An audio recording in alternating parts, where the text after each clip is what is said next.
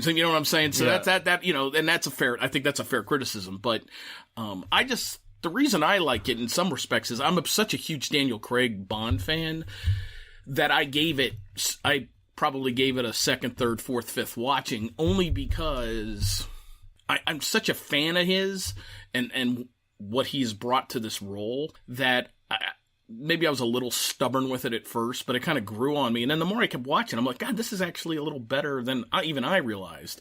And that's when you and I got into the conversation. Yeah. And most people have your opinion of the movie. If you look at any reviews, most people haven't given it a second look. Yeah. And the only reason you did is because, our relationship as brother-in-laws are at stake here, over this movie. No, I'm just kidding. Yeah, it was kind of wild watching this, though, during all the way through. Yeah. Because Megan and I plowed through the entire series again, and this was, I don't know, you know what's weird? This is the shortest Bond movie. Mm-hmm. This could have been 15, 20 minutes longer. Yeah, and when does anyone ever say that about a movie? Get me out of here is what I'm saying most of the time. And that's where and I think that's those transition scenes could have given more depth and understanding as to why the whys. I mean, even the Dominic Green's plot you look at climate change today and you think about it, that was a little ahead of its time where, to control the water supplies, it's not as sexy as, a hollowed out volcano and, all the cool other Bond movies. I mean, it's kind of he didn't have a cat. Right. It's a very realistic and boring, it'd be like another Bond movie trying to control the interstate highway system or something. Be like, wah, I mean, it's something cool, but in a sense, it's a very interesting and plausible, idea that some, high-powered governments would look to in this game of global geopolitical risk. Controlling water is a way to control countries. And it was a very neat idea, with Dominic Green and what they were trying to accomplish. He's just kind of a middleman-y, though, and he doesn't have enough time to really be I know a lot of Bond, like, Le Chiffre and Mad Mikkelsen, he just had the teary eye. There wasn't much to him, but I guess he's such a good actor with a good bit, like a good bloody eye. Right. And that was just so much more well-developed. And a good actor. Yeah, I mean. So this guy kind of, I don't know, the first time you meet him, he's with Olga Kurylenko. And he killed a geologist, right? Who was hanging out in the water. Mm-hmm. And then they drive around on boats for a little while. And then he goes to Austria. He just never seemed like a match. Like, I'm not saying a villain has to be a physical match for Bond, but he just seemed like too much of a middleman for me. Does that make sense? Excuse me. Yes. He is... He was a poorly selected actor for that role. They wanted to go for a non-threatening... and they got it. Yeah, they didn't want a bloody-eyed guy. They wanted a guy with no signs of evil, except for when he goes feral at the end. Right, yeah. Which, I guess, when I first watched that, and the fight scene between them, I was a little annoyed, but they said he just attacks him like a feral wombat. And then, I guess if you're Bond and a little guy attacks you with a very light-looking axe, like a feral wombat, you're going to be thrown off guard, maybe. Have you ever had an axe swung at you, Sean? No. I think I would remember that. You had to think about that for a second. Yeah, I was like, let's double check. I'm a little older than you. Does a hatchet count? Yeah. And, another couple interesting things is that final sequence at that hotel, that's actually from a site selection standpoint, it's actually on some naval base down in Chile. And it's this, I want to say it's like a 3,000 acre, 5,000 acre, 10,000 acre, something like this, national military base where they study the stars or whatever, and that hotel is completely powered by solar panels. And so this is where I think they got a little too cute. It's an unbelievable sight. I mean, it really is. It's spectacular visually, the whole 9 yards. But again, they blow it up immediately. Right.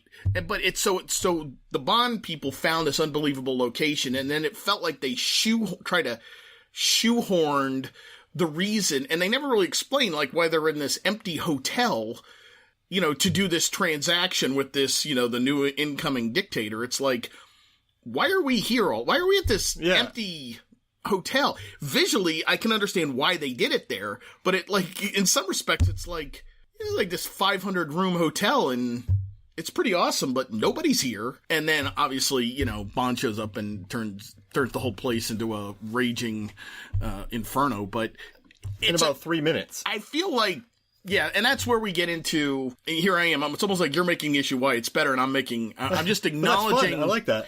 Acknowledging just the flaws in it, which was I felt like they found a great location, and then they kind of shoehorned a great location into the story. To your point, the movie could have been 15 minutes longer, little more exposition as to why they're out at this, you know, really cool place to do this transaction. It's never explained. Or why they? Well, I know that they go to Austria, but that's an incredibly expensive scene in Austria with all the extras at the Tosca Opera. But that's a great scene. Yeah, but the building is beautiful, like the setup. And so I wonder if this movie, since they only had a first draft, and then he wanted to do the action scenes on Earth, Wind. You know, do you remember the 21st Night of December and Fire? Sorry, that's a. You know, I thought that was September for a long time. Do you remember the 21st Night of September? But isn't it December? Earth, Wind, and Fire? I thought it was December. Yeah, I think it is. Yeah. I also thought that, oh, what a night. I always thought it was late September back in 63, but it's December. That's December. I always think everything's September. Yeah, well, started school year, so. Yeah, you're right. But, like, so I wonder if they went into it with ideas, a brief script, and then I want to air fight, and I want to fight in the air, I want to fight on the water, and so you just have these ideas, and then they had to shoehorn, because, I mean, this movie happens fast, so they wanted to fit all this stuff in, but then it had to have the story to really explain a lot of it. Right.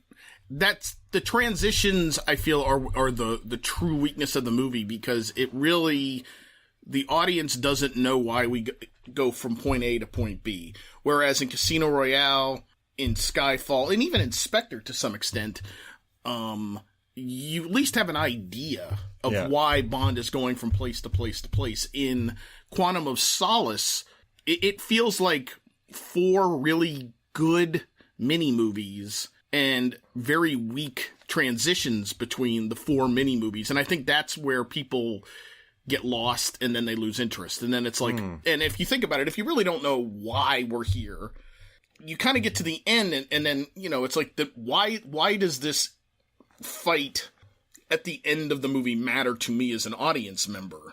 Because, and I feel that's where the movie lags. But again, it's like I say, I mean, Our conversation is in the pantheon of only Bond movies. Should it be in the 20s? And my argument is there are other movies I feel that have not shown the great test of time. And QOS will move up. Kind of like, look, I mean, you know, we talked about this prior to the pod. Her Majesty's Secret Service was reviled when it came out. Reviled. And any list today shows it in the top 10. It's in my top 5. It's mine too. Yeah. I think it by far has the best ending, the most meaningful ending. It's aged really well. And George Lazenby has really kind of become a cult hero Bond. You know, we showed emotion. He cried at the end. Yeah. And that was. But my point is, you know, that movie has grown in the test of time, even amongst Bond fans and even critics. And then there's others that I think that people generally thought were the best great Bonds that I think have, you know, shown some wear on the edges over the course of time. But that doesn't mean an old movie is, like, From Russia with Love is arguably the best movie ever made. That's my favorite. And that was the second movie they ever made. Yeah. So just because it's old doesn't mean it can't withstand the test of time, you know. You know, everybody goes, to my mind, they always go to Goldfinger, and I just still have a problem with the Fort Knox scene. Yeah. It's just so hokey. So, what do you think about this? So, some movies, Quantum of Solace isn't going to age poorly, but it's not going to age really well. So, while other Bonds are aging poorly, it kind of moves up in the list. Does that make sense? Like, there's nothing truly offensive about it. I think it's like, the more you watch it, it becomes a more entertaining film. And if you watch it within context of the 4 Bond movies, it really carries the arc of Bond. And of course, Craig will have his final Bond, you know, at the end of next year. I feel that's Quantum of Solace, it comes out a little bit when you look at it in that story arc of Daniel Craig's 5 movies, which, when you think about it, they never really did that with any other actor. Yeah. Daniel Craig's the only actor where they really tied all the movies together in one singular arc, where most other Bond movies, almost all of them, are singular entries. Yeah. Except for On Her Majesty's Secret Service, obviously. But then in the next movie after, it's like it never happened. Doesn't Connery stuff Blofeld into a chimney or something like that? Yeah. And well, the following one was Diamonds Are Forever. Got it. And which was a weak entry by far. And, Connery did it admittedly to this day, he said he did it for the money. And, then the Roger Moore era started. So, but look, I'm a guy that thinks Timothy Dalton gets kicked to the curb too easily. I really thought that License to Kill, I thought it was a great movie, but I feel like Dalton, some people, if they're not like true like Bond aficionados, they almost forget Timothy Dalton made 2 movies. But then he got the writer's strike, he made 2 movies, and then he got caught up in, or not the writer's strike, that was when United Artists. The lawsuit. And there was about a 4-year delay because they didn't know who would be able to produce the movies because there was a fight over the rights. And then obviously he felt he outgrew the role, and that's when Pierce Brosnan, who ironically lost to Timothy Dalton the first go around, got his shot at GoldenEye. Who really, he was great in GoldenEye. I loved his part. GoldenEye's a great. The problem with for Brosnan is he so re-energized the series that they got kind of caught up in that 90s bigger, better, CGI, crazier, and, then it just, you throw Die Another Day, and it's just, I can't even comprehend people watching Die Another Day and watching Quantum of Solace and, like, looking me straight in the face and telling me Die Another Day was better. It's just so bad on so many levels. It's just, I could do it, but my argument is, like, it's just so bad in moments that I love it. Like, it's just so... it has more, that's the argument. I think it has more personality than this movie does. Because if you think about this, too, in this movie, Bonds prior, they really use their locations to their advantage. So think about Spectre. When they're going to Blofeld's lab, they have that great scene where Leah and Craig are just standing there looking amazing in their outfits. Like, they use the locations really well. You think about... even with Die Another Day at the end of the ice place, like, they built action scenes around that. And so... you always feel like when he was in the Alps, they built around that, or then in the desert, like they really use their locations well.